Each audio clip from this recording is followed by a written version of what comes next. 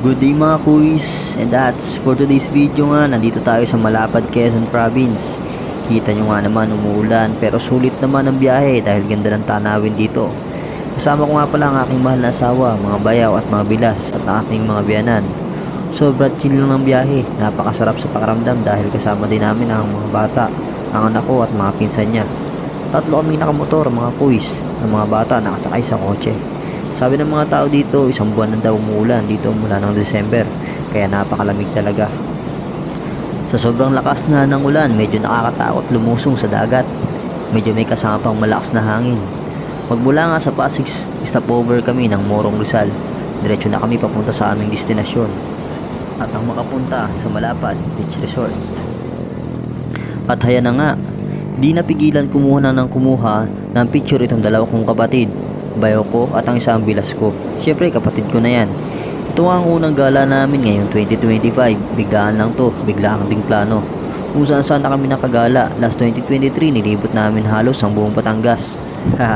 Pero anyway, dito sa Malapad, Quezon ang topic natin. Ayun nga, natapos na ang picture kaya berit na. Piga muna ng silinyador mga kapatid.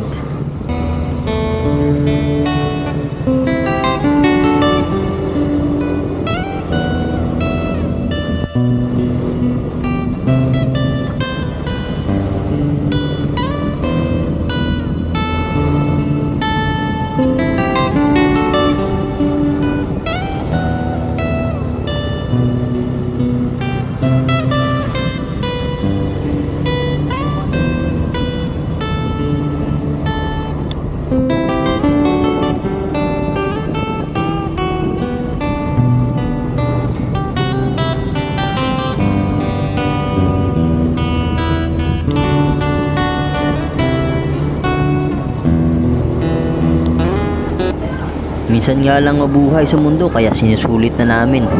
Di mo alam kung kaurasan mo na, o diba?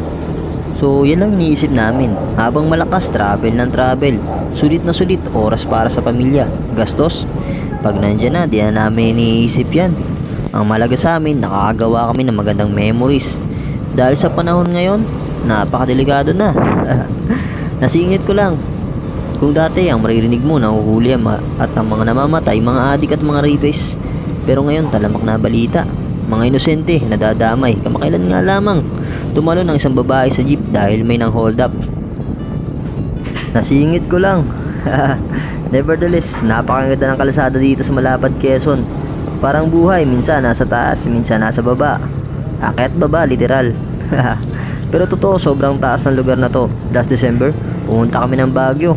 At alam nyo, baligtad, mas malamig dito sa Quezon kumpara sa Baguio, di naman gaanong malamig. So ngayon, pagmasdan muna natin ang lugar.